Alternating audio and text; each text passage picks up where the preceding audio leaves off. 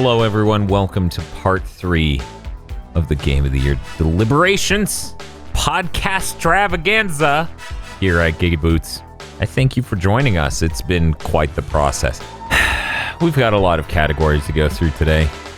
It's okay. I'm actually really excited to talk about a lot of this stuff. Yeah. I hope you guys are too. Raw. Of course. Great. So I'm gonna front load this podcast by saying we are going to talk about spoilers. If you're worried about being spoiled about any game that came out this year, that ever existed, who the fuck knows where these discussions will go? That's true. Maybe Kurt don't. Cobain. Maybe don't listen. So we're gonna start with best plot twist of 2019. The candidates are River City Girls, Indivisible, Days Gone Extended Ending, and Kingdom Hearts 3, specifically Xigbar being Lushu. And I guess we should clarify what River City Girls means, because whoever put that in here just said the name of the game. Okay, I'll do that. Okay. So in River City Girls, early on you meet Mami and Hasebe, I think that's how you say it. And your characters are like, oh, they're delusional morons who think they're dating Riki and Kunio. And you kind of fall for that in the beginning because they do seem kind of like ethereal and airheaded. And then it turns out at the end, no, they actually are. Your characters are the crazy ones. And it's a weird meta joke because the Kunio-kun series has 2 timelines where the characters have different girlfriends. That's pretty good. That is pretty good. So they're in the... So it's like a collision of the 2 timelines, but the protagonists are the one that lost out. I still haven't played that game. I guess the real girlfriends, I think they look cuter. Yes, correct. KZ has excellent fucking taste. The indivisible plot twist is that Dar stays dead. I was stunned. He gets jack shit after that. He's gone. His poor butt. It's actually really powerful, and I am surprised they went through with it. I respect it immensely. That's why I constantly talk up the story in Indivisible. I think it makes a lot of really smart decisions like that. It doesn't, follow a set structure or do things to please a crowd per se. It sticks to what it is doing to serve the purpose of the story and the themes. I think that's really good. The third item, Days Gone Extended Ending, is the part where they try to turn it into the MCU. yeah. Phil, please describe this one. This is your field of expertise. All right. So throughout the game, you do shitty, terrible stealth missions for a guy who works for the government, and he's always wearing a hazmat suit. All government agents you see are wearing hazmat suits in this. And then at the end, so when you beat the game, I think you might have to do all his missions, and some of them are optional. He's like, come to the place we first met. I got something to tell you. So you go there, and he starts talking. He's being very cryptic, like, they're coming. Everybody knew, but everybody higher up knew, but nobody said anything. And then he takes off his helmet, and he's a freaker, and they basically say we're now in Blade 2, and we have super evolved freakers that have human intelligence, and they're coming. And then he jumps 15 feet into the air to land in a helicopter that's leaving, and then it flies away. And you're left stunned because 1, nothing else in the game was like that. 2, why are you telling Deacon Days Gone? He's not Blade. Deacon St. John. I love it. I love it so much. We actually watched that cutscene for the first time in our Days Gone spoiler cast. So if you're interested in watching the exact cutscene we're talking about, go find that video, and it has it in the description. It's your best thumbnail you've ever done. Thank you. And then Xigbar being Lushu is the Kingdom Hearts 3 thing. So the significance of this is Xigbar has been a villain in the Kingdom Hearts series since the Kingdom Hearts 2, being the funny gunslinger style villain character who seemed to know a little too much throughout. And you're like, oh, in one of the prequels in Birth by Sleep, it's like, oh, he's linked to the main villain of the whole the whole thing. He ended up being like the right-hand man in a way. And Kingdom Hearts 3 revealed, oh no, this is a body-hopping Keyblade master from potentially 1,000 years ago who was manipulating the main villain of Kingdom Hearts 3. Oh, it's Palpatine. Yeah, it's Palpatine. Yeah. I really liked this one because he was the last person I expected to be Lucio. Because you had you had Luke Zord, you had Dimix, and then you had everybody, but he was the one that I wouldn't have pegged it just because that character doesn't talk in back cover and seems very deferential. So you don't expect it to be him. Yeah, it had some decent significance where it's, that he ends up going along with all of the Xehanort stuff throughout all the games because he finally found someone who's going to achieve the thing that he wanted to happen.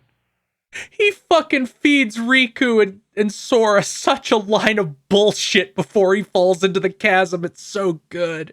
That and the fact that it means that he assimilated himself with another character just to help him with the pretense that that person would lose, which would be a part of his plan. It's 7-dimensional chess. Yes, it is that for certain. Okay, so this is clearly too few candidates in order to get 2 votes, so we're going to have to go all in, gentlemen. We get 1 vote each for these 4 candidates. Days Gone's a shoo-in, right? Definitely. I love Blade 2. I've never seen Blade 1 is or raw. 2. There is a part in Blade 2 where Wesley Snipes he's beating up thugs in the vampire base, which is like a cyber medical prison. What? Blade 2 is raw. Blade 2. Fucking wait. Blade 2 is really raw. But he gets a guy in a front face lock. And I was the first time I watched that movie with people, I'm like, there is no way he is going to suplex this man. And then he does a vertical suplex into a glass floor. It is really funny. Some of Del Toro's best work. Yes. Okay, we're gonna take KZ's vote first. KZ, what are you voting for? I didn't play 2 of these, so I can't really vote for them because I can't really get the. Okay, I get the significance of Days Gone, but also fuck off. But But it's so good. yeah, I'd say the Zigbar one. Okay. But the Dar one's incredibly strong in the fact that I was waiting the entire time for him to come back because I'm like, whatever, this is just them making like an anime ass RPG. This is how all those work. But no, it did not work like that.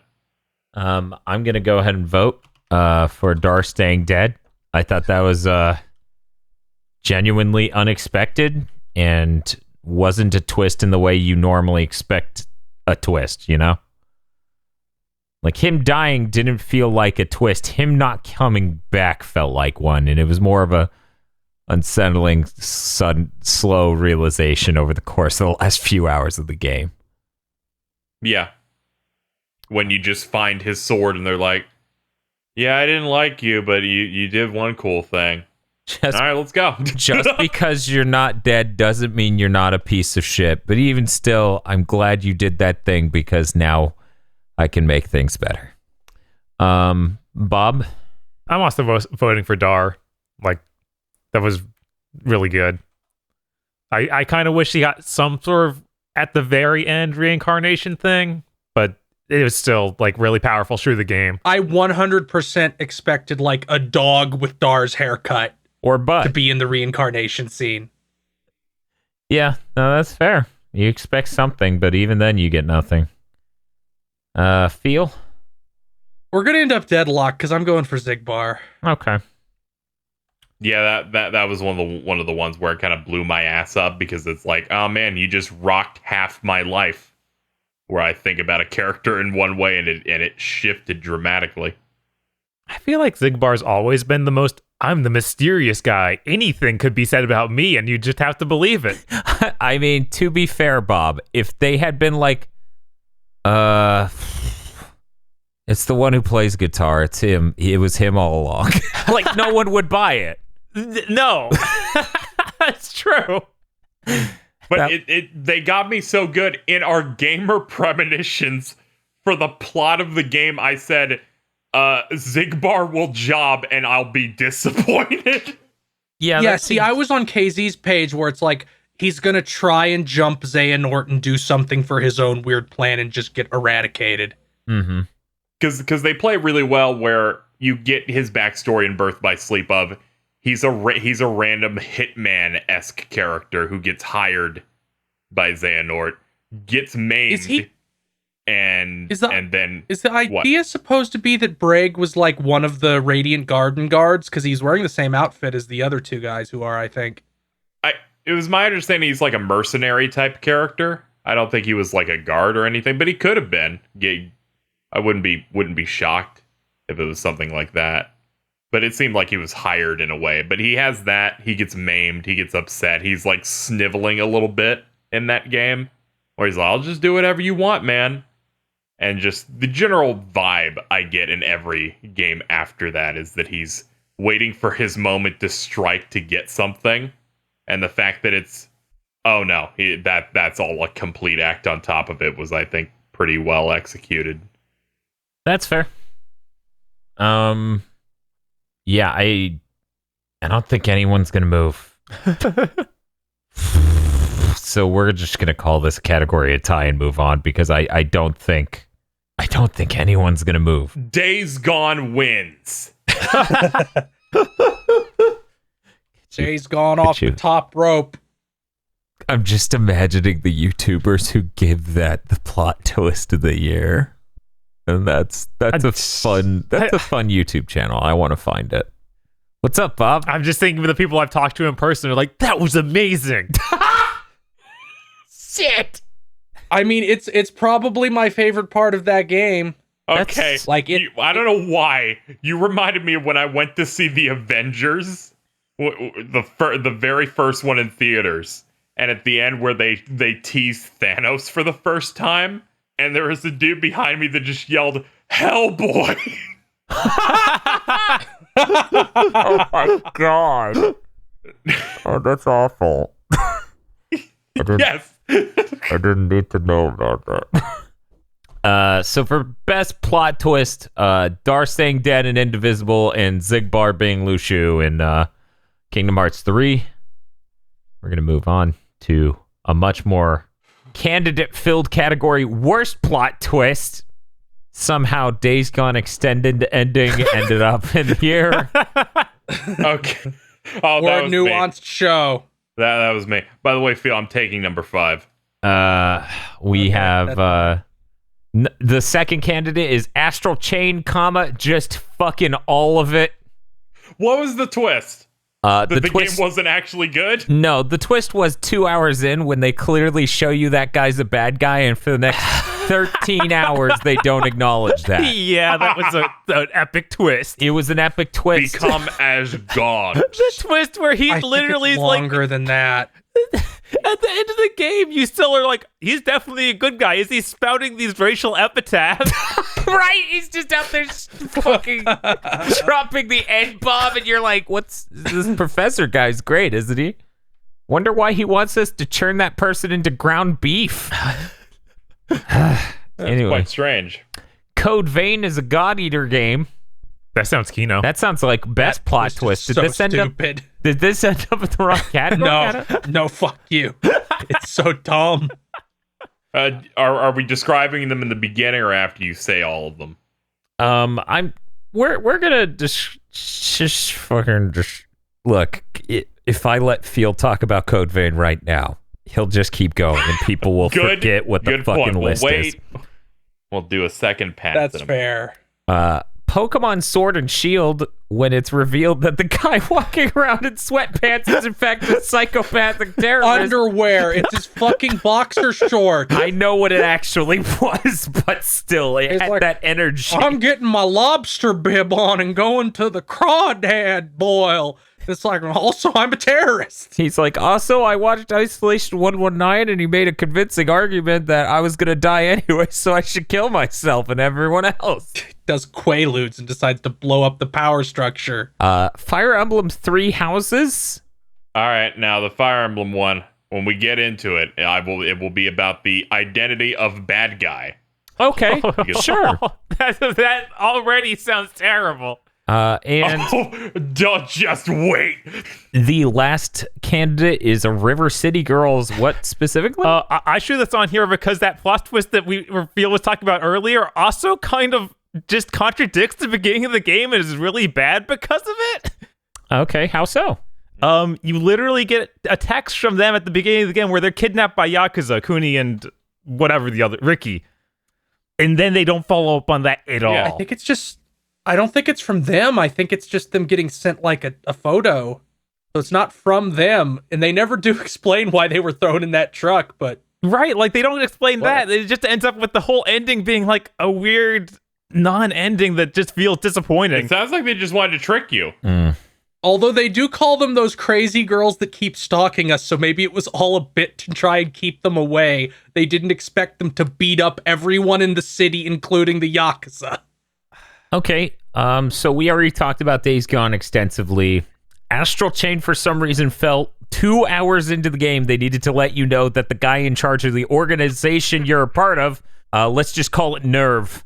So the organization you're part of, Nerve, is run by some sort of evil figure who is in fact selling you out to disembodied figures we won't really talk about much. And for some reason, the next, I don't know, almost 20 hours of the game don't want to acknowledge that they showed you that or have any revelations to the point where you're in a fight scene with a character and it's supposed to be tragic, but as the dude behind you who's in charge of this organization just keeps going, yes, beat her up, destroy her, that'll be great, beat the shit out of her, become God.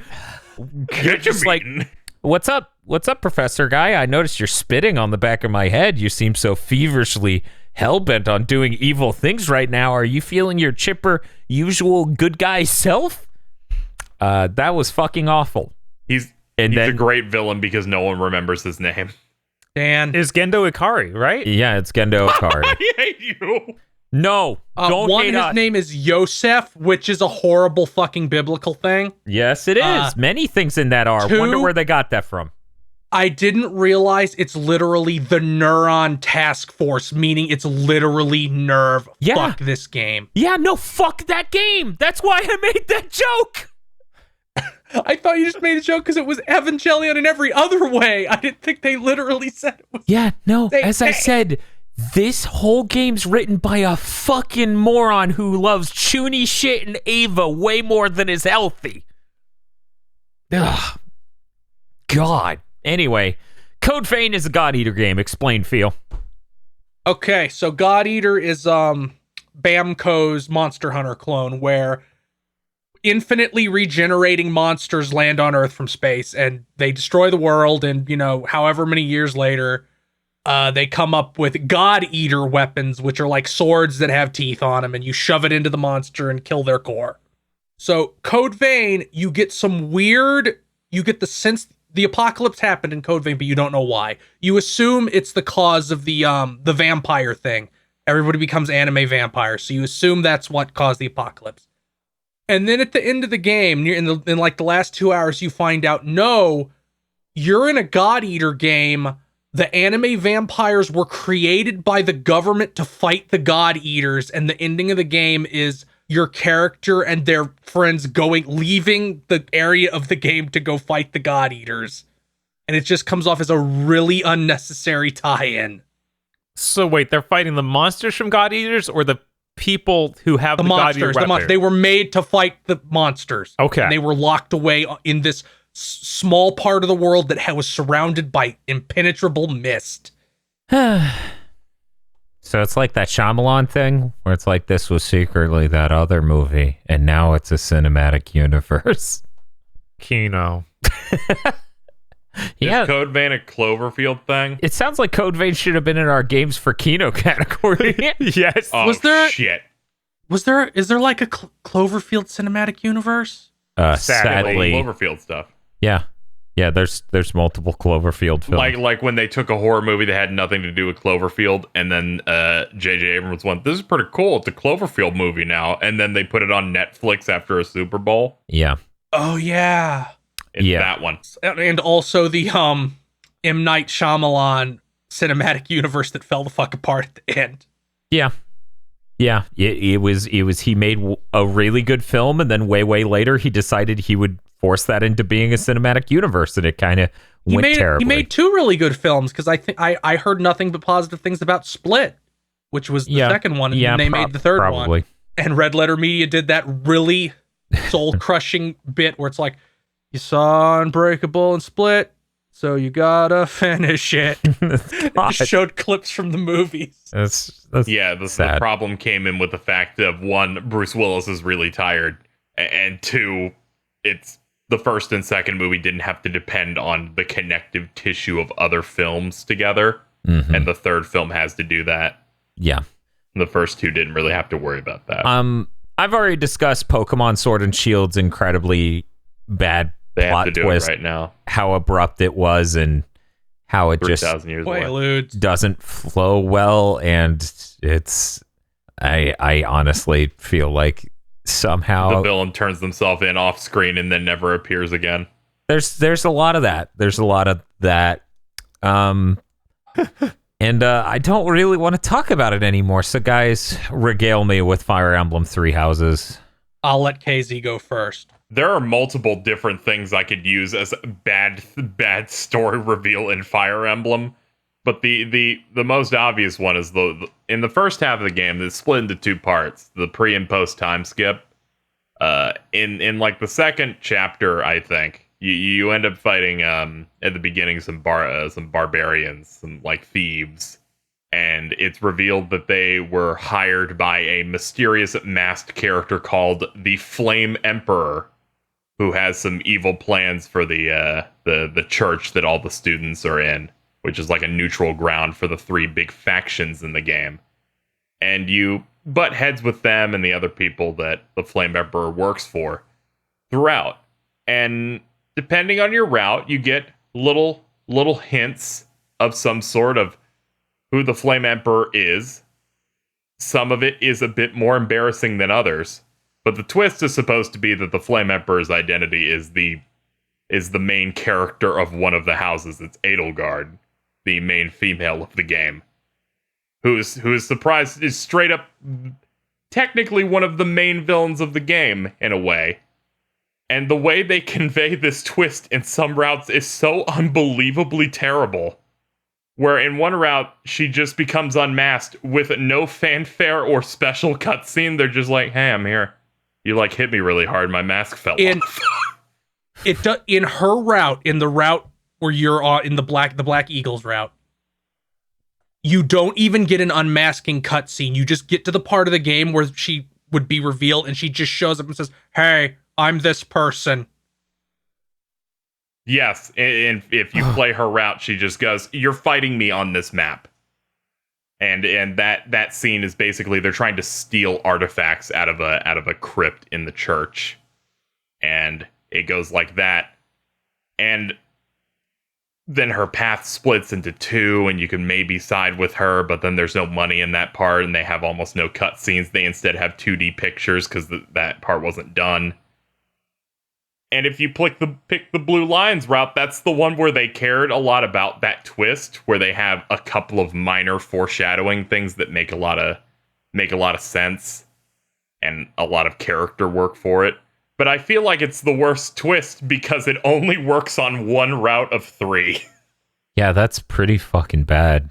Yeah. That and the game's just there's a lot of really weird stuff. There's like a weird dark organization, those who slither in the dark, who in the last time you fight them suddenly have evil dubstep music.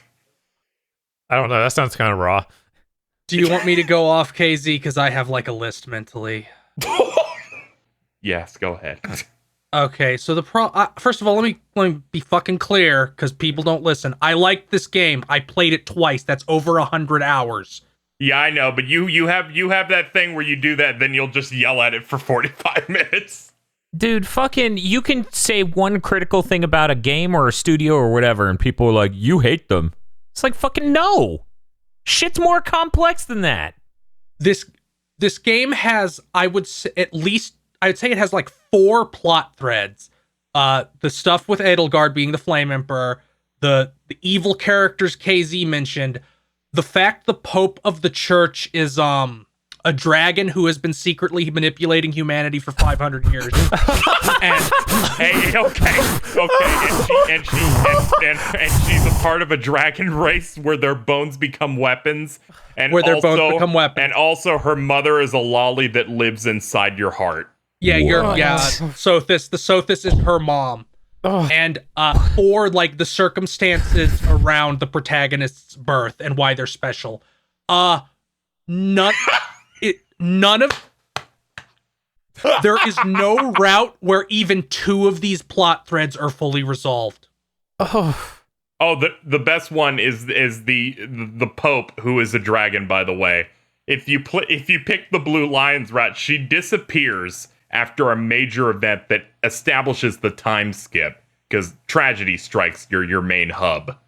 And they're like, we gotta find her. You never see her again.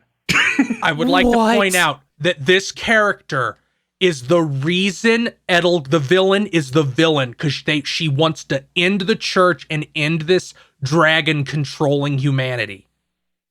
In the route with the most money, where Edelgard is the clearest villain, this character falls off the face of the earth and is gone.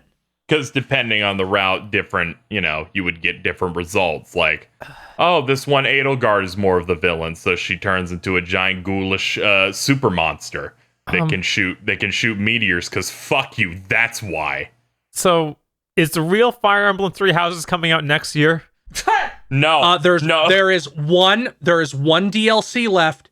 If it's like, I would not put it past them for it to be like Fates, and it's like, here's 3 Houses Revelations, because there is one specific part in the game where your dad dies and you try to rewind time to stop it from him from dying, and it doesn't work. Which is funny, because in the game you can rewind time multiple times, but I guess in the story they're like, nah, it only happens once. They could very easily be like, something changes and it works, and that changes the whole story. There are. You think there's 3 routes in the game? There's not. There's 4. They gave Edelgard 2, and both of them are bad. No, one of them isn't Edelgard's. One of them is for the church, and it's literally just Golden Deer with the good final map replaced with a bad one. So the church route and the Golden Deer route are really cool in the fact that since the Pope lady is a dragon, you find both you the same thing happens in both, where at the end she ends up sacrificing herself to stop a bad thing from happening. But in Golden Deer, an ancient evil is released for seemingly no fucking reason. So in that one, she doesn't become crazy and become the final boss because this ancient evil woke up. Not predicated based on new plot developments. It was just like, she doesn't need to do this. What's up, Bob? Okay, there's more stuff. Locked, I'm sorry, Bob. There's How more. is there more stuff? Okay, go for it. Whatever. Okay. The evil group, those who slither in the dark, they are present. They're the villains kind of in the first half of the game. They are not in Edelgard's route at all. The epilogue is literally, and then they went and killed all of them. It's literally one sentence in the epilogue. This is a game about medieval knights and dragons, but this evil organization by the end is shooting off tactical warheads. Yeah. In the Blue Lions route, remember, this is the one that got the money. You kill the leader while he's still disguised as somebody else. He does not reveal himself, and then the entire faction is gone from the story forever. Hey, Bob. Hey. Throwback to part whatever it was. I think it was part 2 of Game of the Year.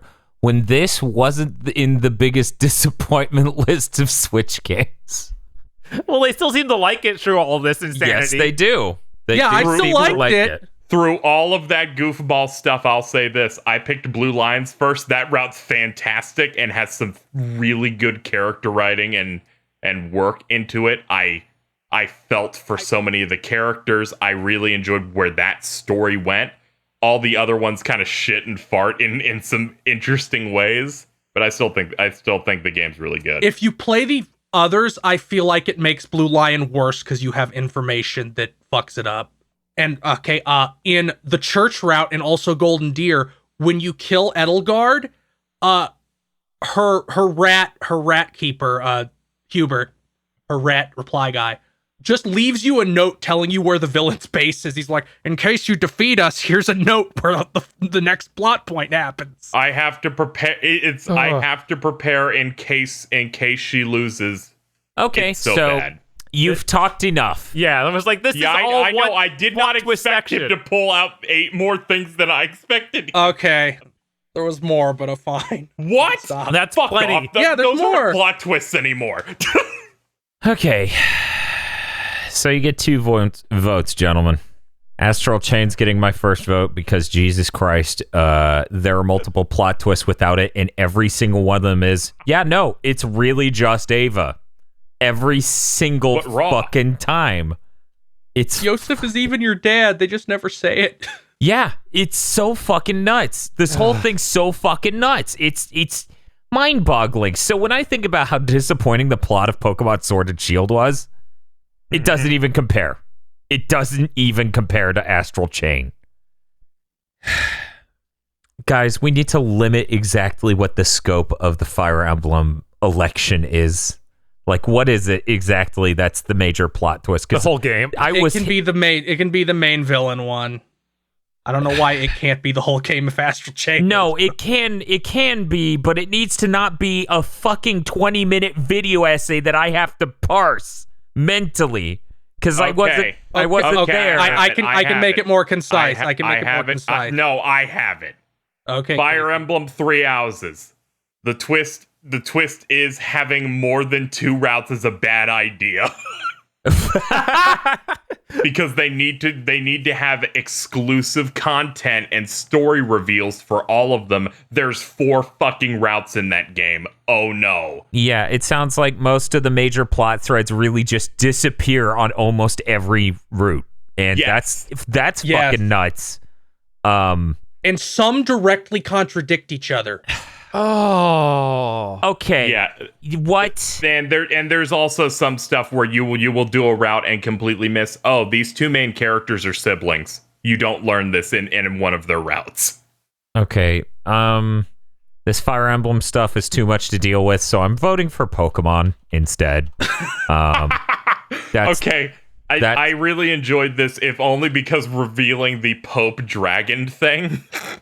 Yeah, that was great. It sounded like Bob died. Yeah, Can you marry the Pope? No. Yes, you can. Oh, really? Yes, you can. only on certain routes. Okay. I think you can do it on Blue Lions if you have her maxed out before the time skip. KZ, I'm gonna need your votes. Okay, Astral Chain. I think that fits in pretty well. And I think Pokemon. I don't think the Fire Emblems ones are too bad. Bob, I'm gonna need your votes. Astral Chain, because of course. And River City Girls. Hey Bob, it just occurred to me. What's up? I didn't vote for the one I nominated. Oops. I'm really glad it ate 20 minutes. This was gonna happen. Hey, Phil, I'm gonna need your votes. Astral Chain and Fire Emblem. Okay.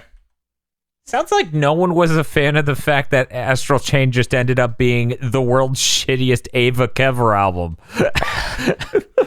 We gotta stop talking about Astral Chain because I start to have fucking flashbacks to the spoiler cast, and I'm like, fucking that was stupid. That was stupid. That was stupid. I hated that. That was stupid. I'm sorry. I was beaten over the head just now with the Encyclopedia Britannica over how the Pope is a dragon and her daughter lives in your heart or some shit. Oh yeah, because she implanted like her Please, mother inside Oh, her there's heart. still, Stop. we It's a could baby. go on So 20 it makes- minutes it makes longer. her We the have to let progenitor it god. go. It Bob. makes your hair lime green at some So, point. Please so, stop. So we need to vote between Fire Emblem Three Houses and River City Girls. Oh, that means we get to talk more about Fire Emblem, right? No, it Please, doesn't. no. No, I'm Fire throwing a Emblem vote is in my for vote. Fire Emblem gets mine and Feels votes. Bob. Still River City Girls. Okay, that's fine. KZ, I'll vote for River City Girls. you no, why? haven't played it, KZ. Oh, you don't- damn it, Fire Emblem. you don't know whether or not to trust Bob or Feel on that making sense. Ugh, God. Finally over. All that fucking Fire Emblem shit hurt. I'm sorry. I should have known. How many hours of that game did you say you played, KZ? I think it was like 170. That's more than Actually, I no, played. it was probably like 200 something. Each playthrough was about 70 or 80 for me. Oh, Okay, so Yeah. worst plot twists of 2019. First placed Astral Chain. It has multiple fucking plot twists, and all of them ultimately end up being no, really, it's just the worst version of Ava you can imagine, and that fucking blew my Oh, mind. these are Switch games. Pokemon. You're- Oh my God, he's right. They're all Switch games, yeah. and they're all first Okay. party Switch Second games. place Jesus is Christ. Pokemon. Second place is Pokemon Sword and Shield, and third place is Fire Emblem Three Houses. Jesus Christ. And then I would like to apologize, Dan. I apologize for making you go through all of that because I'm fairly certain half the things we mentioned to you aren't plot twists. They're just plot details that we wanted to talk about. they could have showed up in regular Game of the Year. And then the runner-up is River City Girls. I will respect your election, Bob. I'm just thinking about how your sibling has a bunch of clones of her, and it's like Uh-huh. nothing at all like Rei Ayanami. Yeah, Nothing like it. it's also nothing. It's nothing like that, and it's definitely well built up to. Yes. It's not just not fitting with the rest of the technology available. Is fucking Astral Chain on any remaining categories? Do we have to continue going through this? Okay, it's on 2 remaining categories for very good reasons, and you won't complain. I feel. Okay. I'm pretty sure you cut it from one of the other categories we have left, which I'm very sad about. Wait, no, it's on 3. Is it? It's on 3 lists. Oh my God. Well, whatever. Let's get to it. But the rest of the remaining ones aren't negative, I don't think. They aren't. Best trailer of 2019.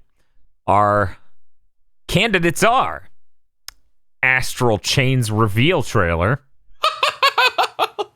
That's a really good trailer. I was so excited. Ghostwire Tokyo, Final Fantasy VII Remake, the Tokyo Game Show trailer, Gungrave Gore, Shadowbringers trailer, Kingdom Hearts 3 Remind trailer, and then in parentheses it's written in the good one.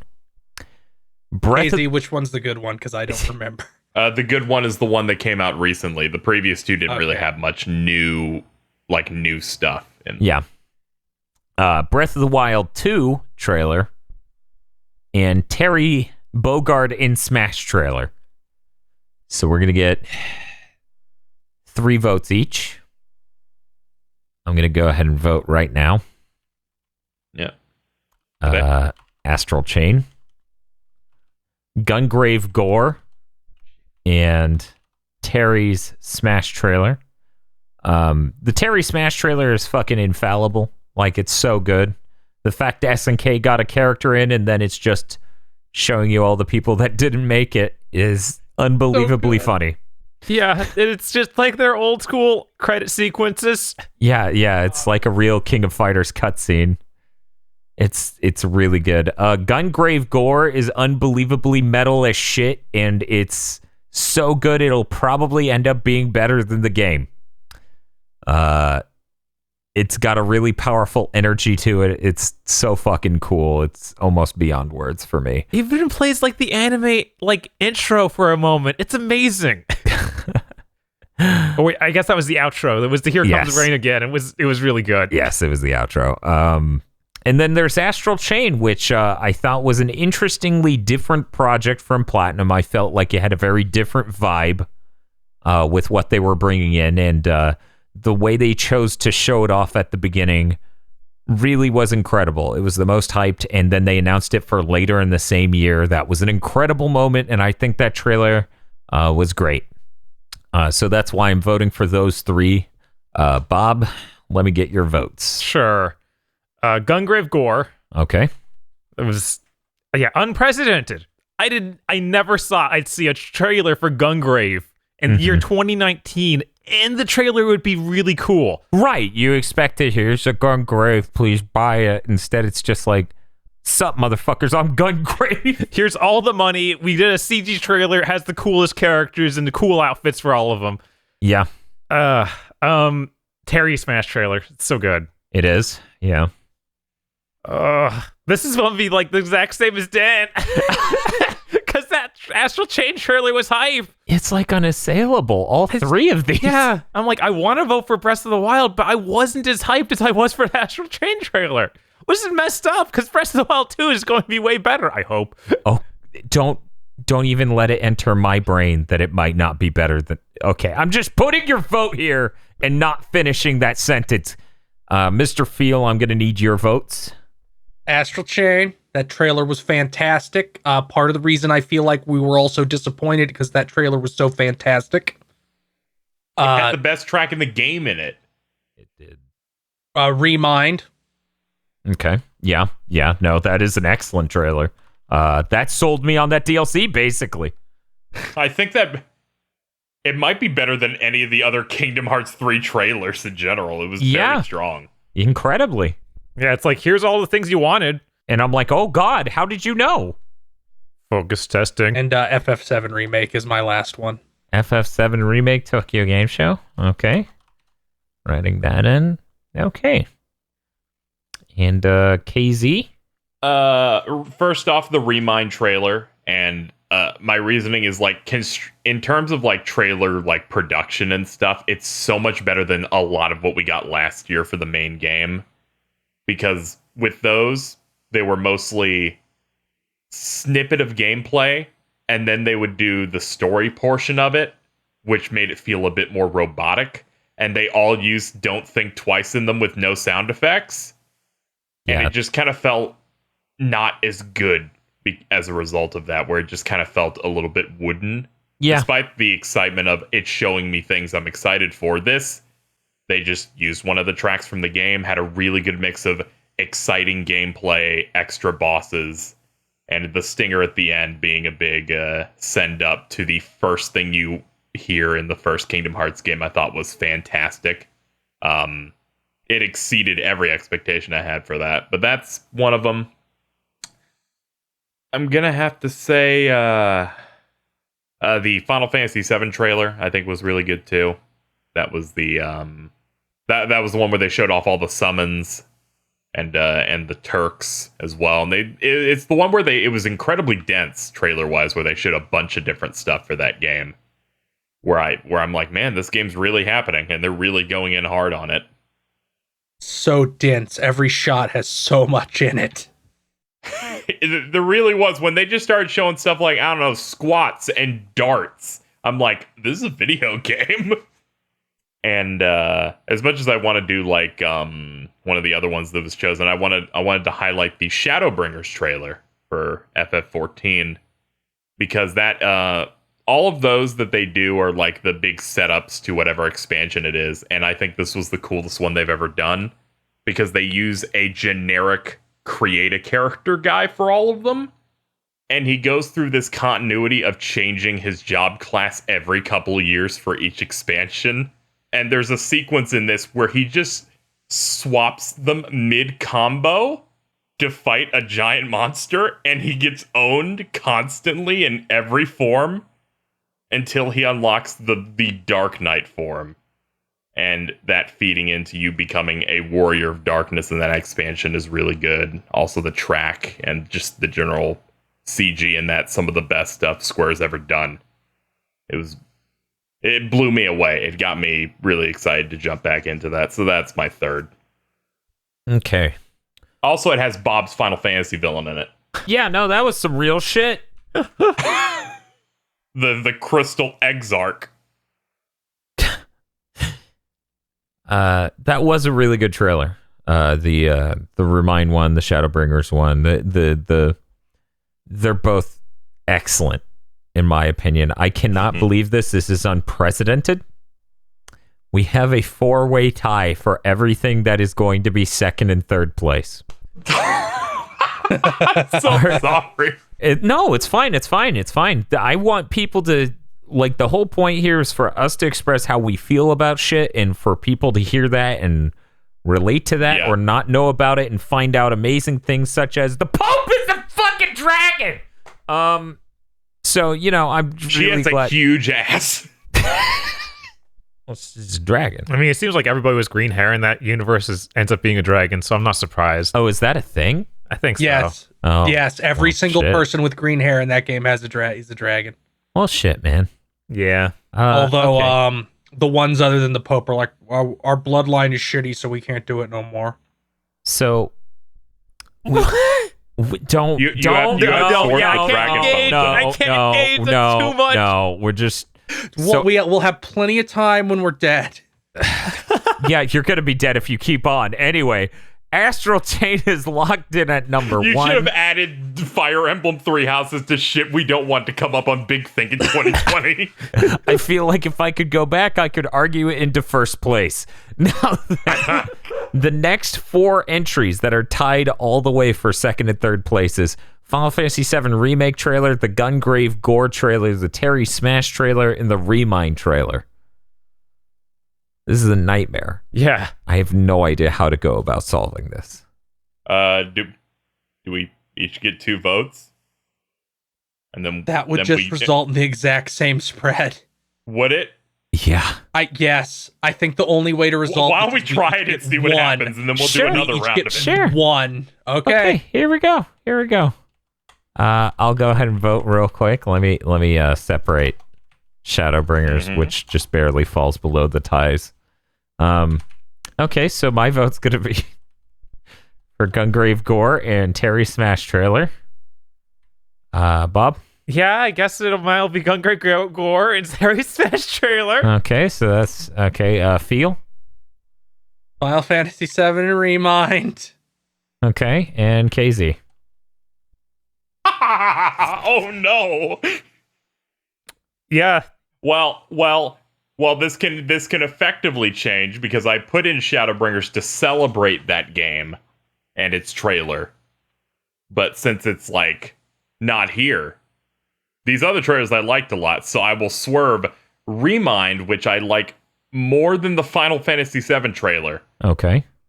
And my other vote will go to Terry Smash because that's probably one of the best Smash trailers they've ever done. That's true. It is fucking incredible.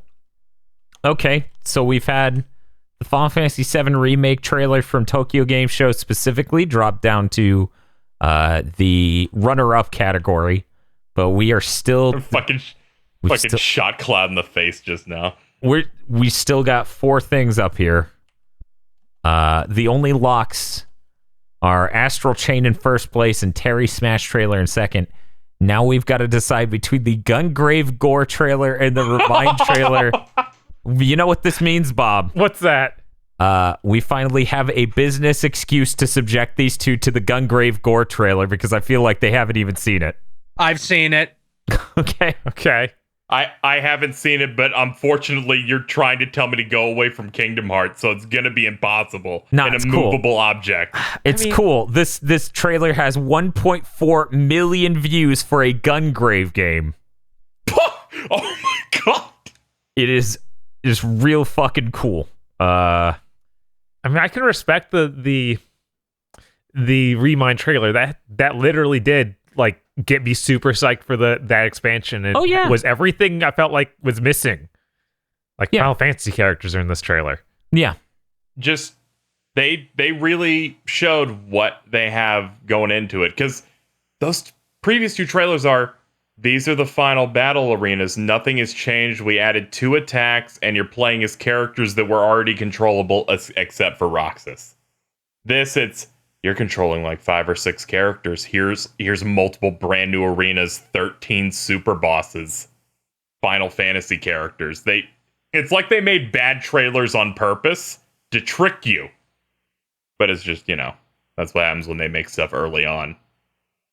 So, Bob, if we were to revote, you're going to vote Remind? I can respect Remind. You're not sure that you would vote for it, I'm not sure I would vote. We can deadlock it. It's fine. How about this, Casey? I'm okay with a deadlock if you just watch the gore trailer. Don't worry, it's not the gore trailer. Okay, here we go. It's over in SciTube.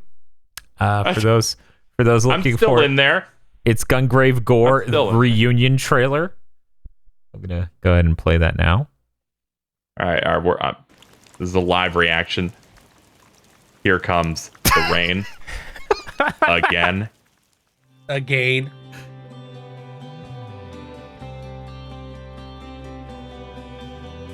I've never seen Gungrave before. Okay, I don't think it'll matter.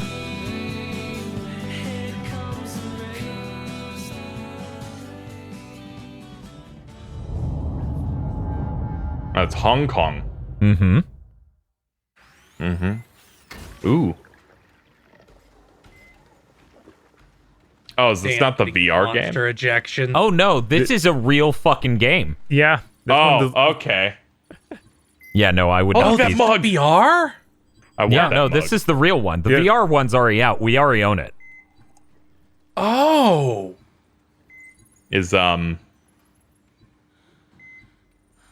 Got Bob's character there. Oh no, there's bad stuff. Yeah, lots of crystal arms this year. We're lucked out. Good year for crystal arms. Oh no, it's villains from Crackdown. Oh, that's a great mug. I forgot about the mug. It is really good. Oh, that was a good throat chop. Bob, I'm not sure how the people who make Gungrave got this much money for a trailer. I don't know either. Like, who is if you were to tell me it's being funded by like one of those Chinese we have $100 trillion companies, I think. Okay, that would make sense if they just pulled out a huge budget.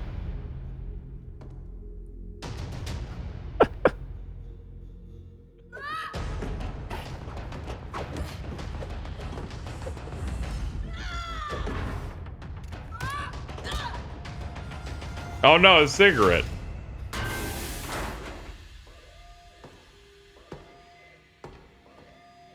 It's just, if you asked me, hey, what's the trailer for the next Gungrave gonna look like? I would be like, it would probably look around the range of, I don't know, Crab Rave music video. What is this shot at low frame rate? Oh yeah, it's supposed to be stuttery and cool. Yeah, it's like a Terminator movie. Yeah.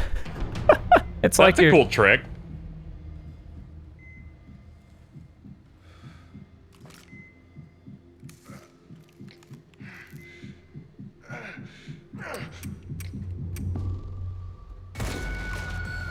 We probably should have just pulled it.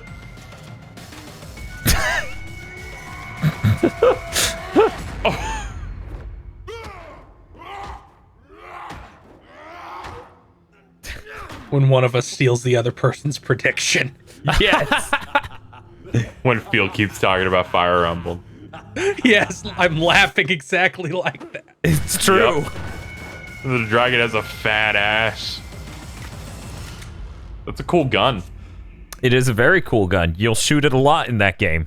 It's most of what you'll do in that game. Scumland. You shoot it with the square button. Yes, you shoot everything with the square button. Scumland. Oh shit, there's video game. Yeah.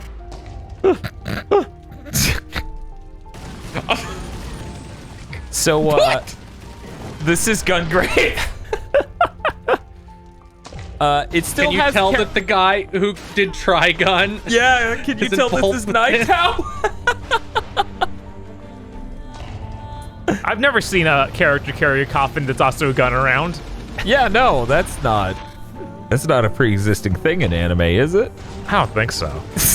No, What is that? Totally different. What is that coffin thing? It looks like the raddest shit on Earth. It's his melee attack. He swings it around really fucking hard and smashes shit. It's pretty damn cool.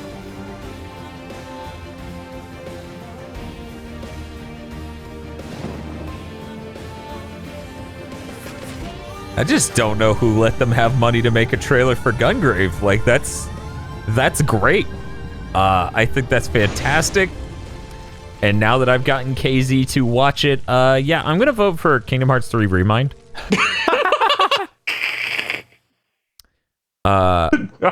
That's fair. I think I'll change my vote to Remind as well. Okay, there we go. Yeah, that just makes sense. We'll go ahead and put that. That's okay though. Gungrave Gore got runner up. Just above Final Fantasy 7. I wouldn't. Okay, you know, honestly, if we went with the different Final Fantasy 7 remake trailer, maybe I would have gone with it. But that's beside the point. That's not the. I mean, the Final Fantasy 7 remake trailer that came out a few years ago at E3 would have won. They would have swapped. Yeah, like that one was insane because this is real. That's one of my favorite. That's one of my favorite ones, period, of just that narration that's talking about the game, but also the fact that they're remaking it and how you're afraid of it, but you have to accept it. So this means our top 3 is Astral Chain's trailer, Terry's Smash trailer, and the Remind trailer, the good one. I'm so happy that we made it here. I'm sorry that I had to kill Final Fantasy 7 to get it here, but you know, I couldn't force a deadlock that, and I wanted Terry in anyway. I mean, the Terry Smash trailer is really good. Like, obviously, that's better than the Gungrave trailer. It's so good for Iori. Iori alone and Geese. Whoever designed Iori is a genius, quoted by Sakurai. Yes. But I also like Geese fails to get the invitation, falls, and lands in Tekken. So here's how bad this is. You see this category here? Uh-huh. Yes. My brain can't recollect about a third of this list. I remember pretty much all of these. Okay, so we're gonna try this. It's gonna be rough. All right, you know Humankind? Well, here, I'll just run through the candidates, okay? All right. The candidates for worst trailer of 2019 are Humankind, 9 to 5, Commander Keen, Death Stranding's launch trailer, Prologue, Dark Alliance, Raw, Diablo 4, every League of Legends related trailer at the Game Awards, because they all had the same energy of there's no fucking game. Halo Infinite's E3 trailer. God, that hit me like a fucking wet fish across the face. There were a lot of bad trailers this year. Yeah, there were. And Gears 5. which we came up with 15 minutes ago or something like that. That was like 5 hours. It was like 5 hours ago. Dude, I don't know, dude. We get 3 votes. I'm sticking with 3. Any more would be unreasonable. I'm going to start firing this gun. Death Stranding launch trailer. What do you? Why? That is an unreasonable amount of the ending that is in that motherfucking thing. And the final boss. And the everything. It's so fucking nuts. Next vote goes to Diablo 4 because holy shit, that is way too long. They clearly think it's much cooler than it is. Blizzard CG trailers used to be really insanely hype occasions. And Diablo 4 has some cool shit in this trailer. It's just 20 times as long as it should be. Like, you just want it to end. And then it has that really cool shot, and then it immediately ends, and you go, man, I wish it got to that sooner. Also, they had trying to tell a story with it. Yeah. Of, like, how that happens, but why couldn't they do it like the Overwatch ones, where they're, like, maybe 5 or 6 minutes? I'm going to go ahead and write in here the cinematic trailer, because they did have a gameplay trailer thing they made, and I thought that was actually sufficient and good. Yeah, like that one was fine. That one was functional. That one was actually got me interested. The cinematic one made me just want to give up on the whole thing.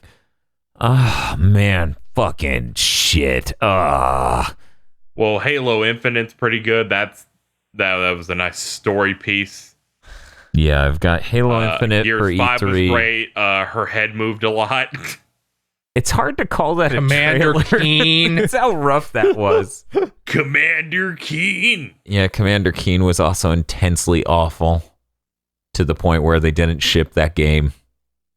and no one knows if they're still making it. I hope they're not, but Bethesda doesn't back down. I think for me, the real competition is between every League of Legends trailer at the Game Awards and Halo Infinite. Yeah, those are both terrible. Halo Infinite is everything in a trailer I don't think you need for a Halo game at this point. I think as a Halo fan, as a longtime Halo fan, I don't feel like that trailer did anything to tell me that Infinite's going to make everything better.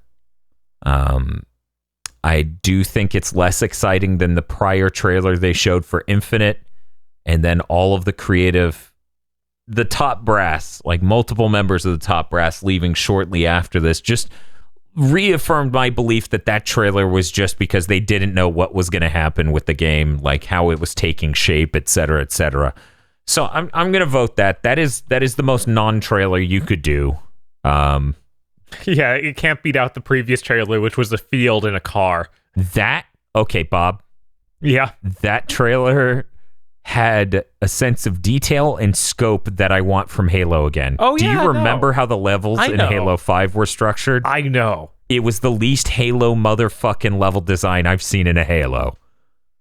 As someone who's played basically none of Halo, the first Infinite trailer was really cool because it like set an interesting tone, and it gave me a feeling of like, oh, so this game's going to be more big, wide exploration type of thing. Because I at least know that Halo 5 was the bad one where they're like Locke versus Master Chief, except not really. I don't know. Yeah, except not really. Yeah, you called it. Yeah. Except they lied or something to that effect. So this looked like, oh, they're pivoting off of, I guess they pinned themselves into a wall with the game story. Yeah. So those are going to be my three. Death Stranding launch trailer, Diablo 4, and Halo Infinite E3. Bob, what are your votes? Diablo 4. The thing is just a mess. It's like, just bad story. It's bad trailer. It's 8 minutes of just boring, and then something cool. Like, how do you screw up this bad? Halo Infinite.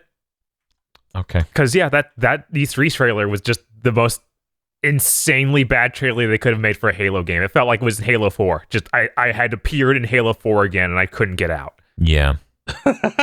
It really felt that rough. I'm really torn between Dark Alliance and every League of Legends trailer at the Game Awards. Those are my favorite ones. Because where it's just all of this. Dark Alliance was funny, so that maybe that brought you some measure of joy seeing Drizzet's head shake around as he ran. Yes. You know what? There's that. And Bob, I bet the Dark Alliance trailer made neurons fire in your brain. Yeah, it was like, this is bad, but there was something going on. Those League of Legends trailers were just the most, hey, you know this cheapest, lowest budget thing we can do? Yeah, put that in the show 4 times.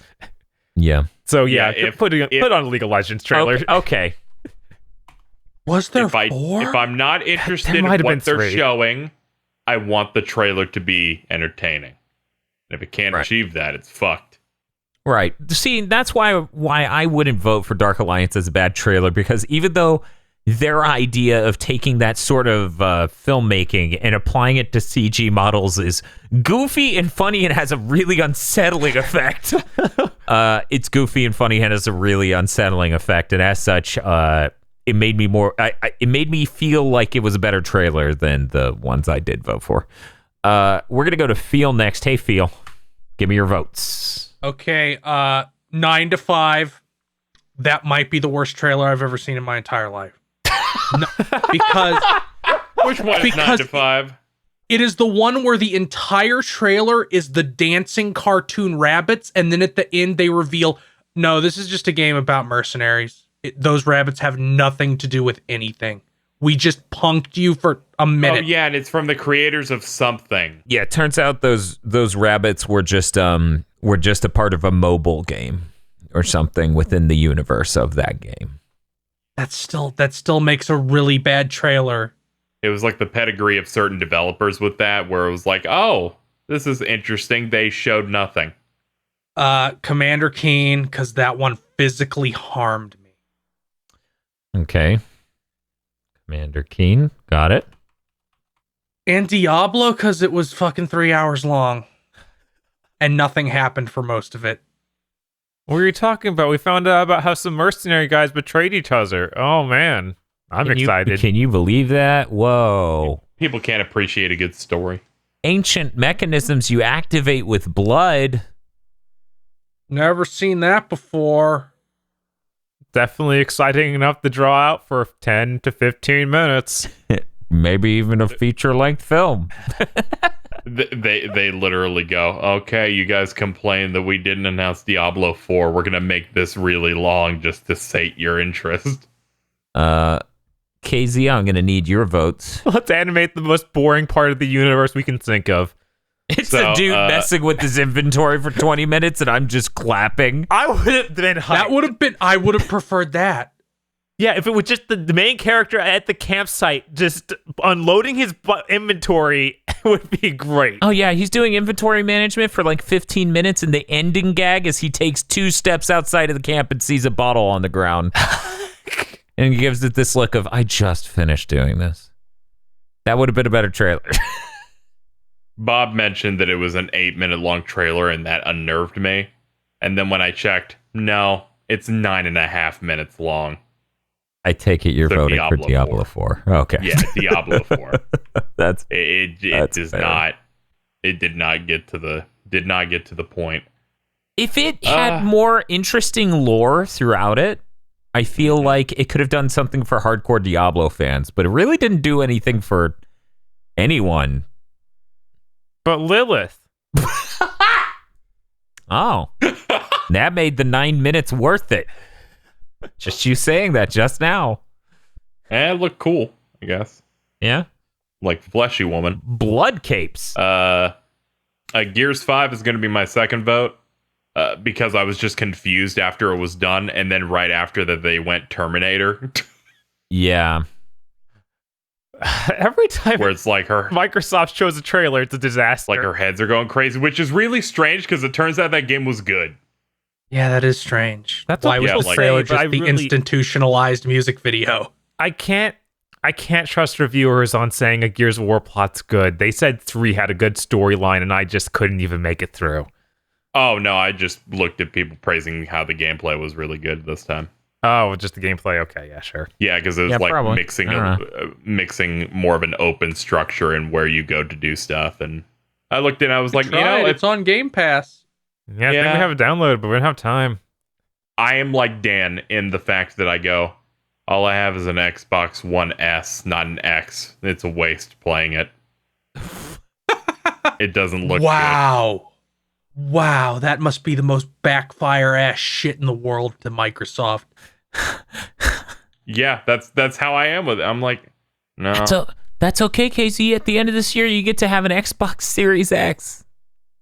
Yeah, I got to do that for our spoiler cast of next gen. Yeah, we get to do a spoiler cast for each console. You know, don't want to talk about it in normal podcast. That would spoil it for people.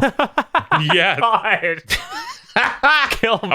I want to do that just to get people angry about spoiler culture.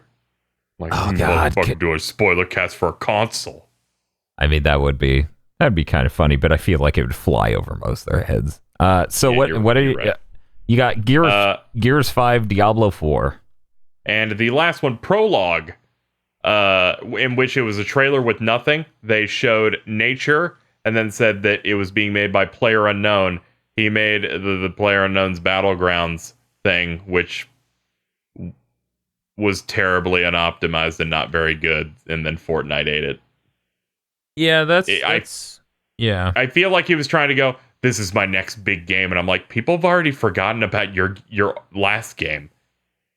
Like, you're not someone who can really ride on hype, I don't think, of just nothing and your name on it. Yeah, I agree with that. The only reason why I didn't vote for that, because it really was one of the ones I was considering. The only reason why I didn't vote for that over the ones I did is because it literally just happened and left my mind. you know? Yeah. And these other ones I feel are larger offenses to me at least. Oh, but no. but you are absolutely right. It is a critically bad trailer. They were absolutely doing the thing you were saying, KZ, and banking on people giving an immense shit about PlayerUnknown's next game. To the point where that the would have trailer worked had like nothing. 2 years ago. Like 2 years ago, that would have worked. Because, PUBG would still be like The a hugest. thing that's, it would still be still relatively large, but by now it's like over a year ago, it claimed to relevancy with Suicide Squad crossovers. Oh boy. Well, guys, it looks like our first place is Diablo 4. Our second place is the Halo Infinite E3 trailer. And then we have a 1, 2, 3, 4, 5, 6-way tie for third place.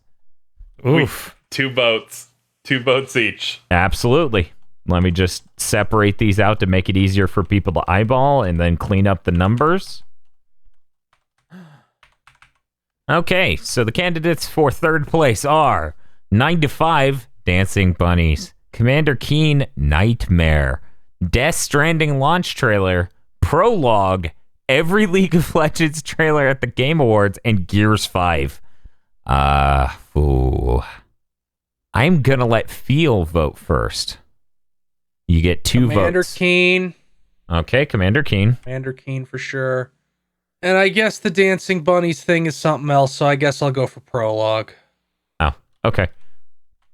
Got it. Finding out they have any meaning at all raises it 1 nano point. Yeah, I think the deal with that is just like it was supposed to make you believe that was the game, and then it just turns out to be some shitty mobile game or cartoon. Not sure. It's trying to make you think that this studio is pivoting to a Fortnite-esque game, but then they're like, no, of course not. We have a history with shooters, so we're making a big boy shooter game, but we're not going to show you what it is, but you see men with guns. Whoa. So 9 to 5 and Prologue are essentially the same level of bad trailer. Incredibly so, yes. Ugh. Yeah, I know. This is Nightmare. Oh.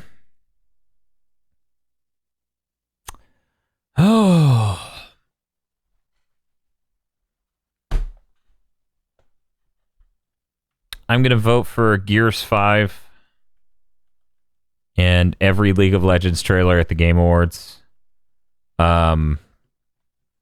Gears 5 face trailer was so unbelievably bad. It's the sort of thing that's so fucking bad for you to be a witness to that it makes you feel uncomfortable. You're not even physically there in person. You're just watching it and you're like, oh man, I hope no one notices I'm watching this. This is just some weird shit.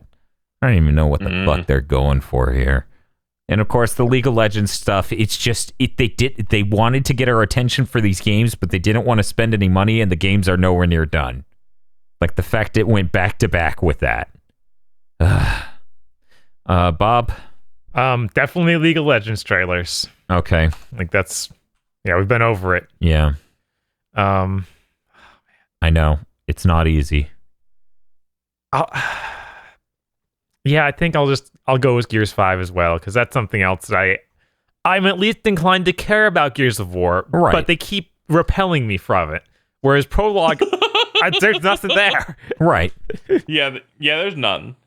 If I were more harmed by Commander Keen was a completely flaccid threat. They didn't even follow through on it. It made me feel awful. It was something for my youth I cared about. But at the end of the day, it didn't weird me out as much as Gears 5 or frustrate me as much as League trailers. KZ, need your votes. Prologue. Okay. Because I just had a moment where I went, even Kojima doesn't do this shit. Mm-hmm. Even he wouldn't have the balls to show you nothing and then put his name on the screen and that's it. At least Death Stranding, showed you things. Yeah. And things that just straight up were in the game anyway by the end. And Gears 5. Okay. So we all agree Thank Spooky God Faces. something won. Right. Spooky Faces takes award for worst trailer. Third worst trailer. Third worst trailer. Sorry. I meant of that bunch, but yes, third worst trailer. So the list goes. Doesn't hold the candle to the others. The list goes. Yeah, I know, right? Diablo 4, Halo Infinite, and Gears 5 for the worst trailers of 2019. Oh no! The runners-up were 9 to 5 Commander Keen, Death Stranding, Prologue, and every League of Legends trailer at the Game Awards. I'm losing it because this is like the equivalent of like it's fucking the whole Switch lineup, but it's just Microsoft games. Halo and Gears. Yes, that's every Microsoft game. No! Oh, this is sad. Good job. Good job, everyone. We did a great job. Guys, we're going to need to cut this into another part. We're an hour and 20 in. There's no way we're getting through 4 fucking Dan, categories. are you suggesting that we do podcasts? KZ, I'm not suggesting that we do that. I'm telling you that we are because it's too late. Oh no. This video was brought to you by the power of the legendary GigaBoots executive producers, Vincent Pover, Nicholas Cameron, E. Lee Broyles, Star Falcon, Spaceman Spiff, Danny Richardson, Dryzart, Red Blaze 27, and Texas Man joins Smash. Thank you for lending us your power, our executive producers. And also these guys. If you want to become powerful like our executive producers, then head on over to www.patreon.com/GigaBoots today.